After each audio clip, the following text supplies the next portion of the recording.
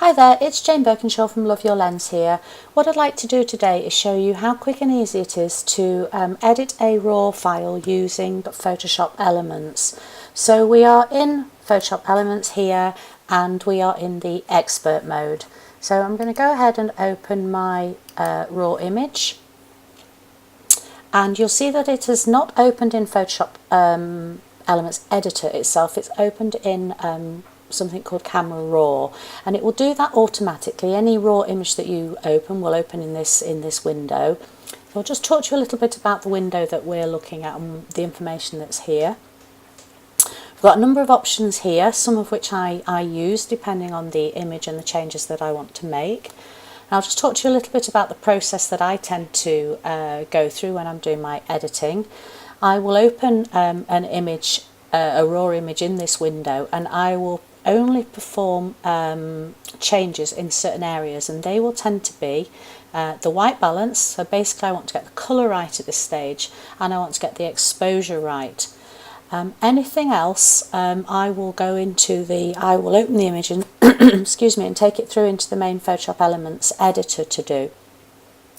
Some people may not want to do any further changes in the editor, so they might do all of the tweaks at this stage and then simply save it as a JPEG.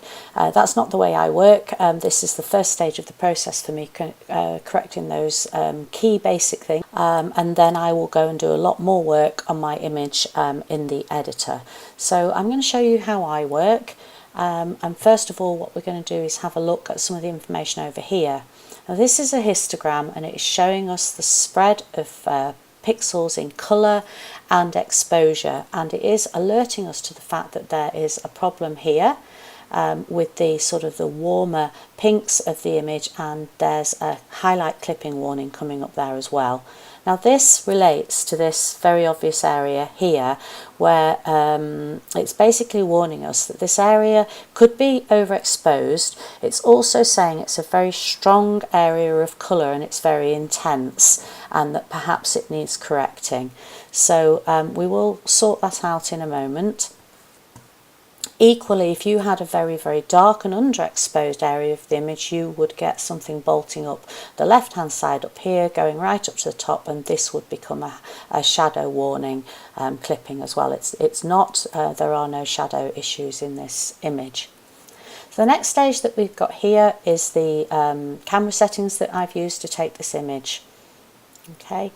Then we've got three tabs here. This one is called the basic tab, and that's where I do the main things that I would do to adjust this image as a raw file.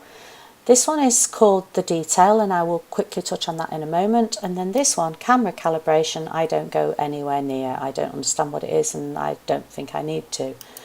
So I'm going to go back to the basic tab. And the first important thing that we're looking at here is white balance, and it's currently saying I shot this image with a temperature of 5050. I didn't set the tint, that's just automatically comes up, and I have the option here of having a look at similar white balance settings to what are used on the camera. To what's available on the camera. So if I click auto here, I can see that what the software thinks the image should look like, and to me that looks a little cool compared to my image, so I'm not really very happy with that. So it's lowered the Kelvin temperature, it's made that cooler, it's dragged it along a little bit. So I'm going to go back to as shot, and judging from my greens and skin tones, I could leave this as it is or just tweak it very finely, and that's all I'm doing, a very, very slight fine tune to that, just to cool it down minusculely. Okay, I don't generally touch this tint one, it can do some really weird things, making your image look very green or very pink, so we'll put that back to 4, which is where where it was set when I took the picture. And then we'll drop down to here where we are on the exposure. Now I could click auto and see what the camera thinks. I don't like that at all. It generally doesn't get it right. So I'm going to go back to default, which is how I shot it. In terms of the overall exposure, I'm pretty pleased with the grass, the bench, the gravel, the detail in the water and everything, the main area of the dress, the dresses and the skin. I'm not happy with this area here, and I'm not happy with how dark the shadows are on the hair here. Okay, so I will correct those, but I'm not going to change exposure here because the overall exposure is okay. I'm also not going to change the contrast because that's something I can tweak later when I go into the editor.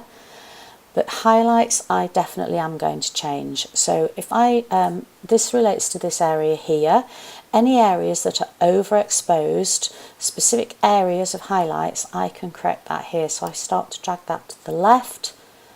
I can recover the detail that's there and bring that back to a much nicer image.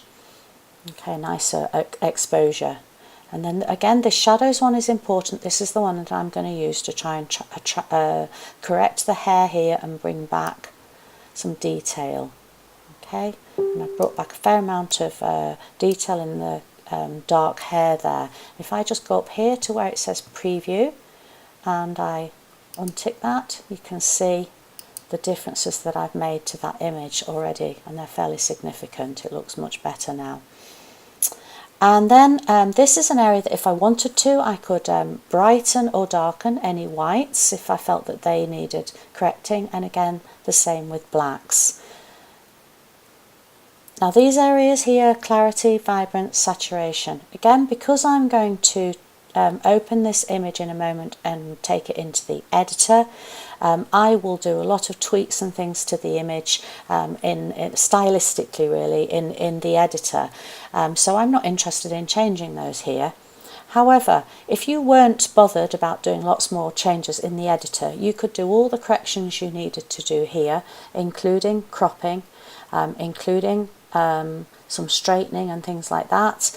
You could, and rotating, you could do those things here, do all of this here, and then open the image and then simply save as JPEG once you're into the editor. Now again, I've said I'm only doing a few changes here. The fundamental ones for me are white balance and exposure and getting those shadows and highlight areas right specifically. So I don't tend to touch a lot of this other stuff. If we just quickly look at this second tab, this is really important. I only had to use an ISO of 100 with this shot because it was so bright.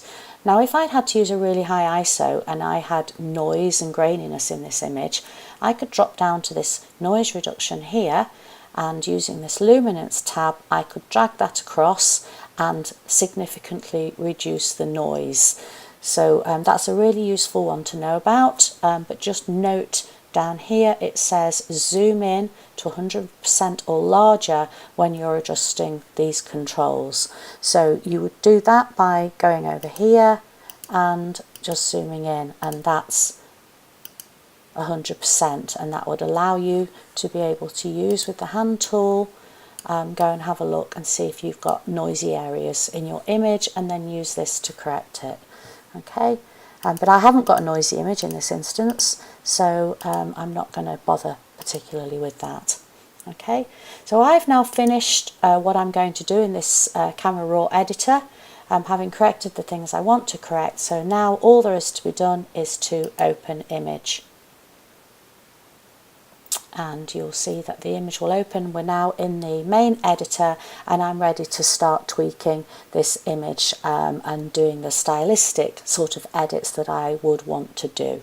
So I hope you've seen how simple it is to convert a RAW file and exploit the fact that you can do all those wonderful tweaks of white balance and exposure, and that you'll perhaps think about giving it a go.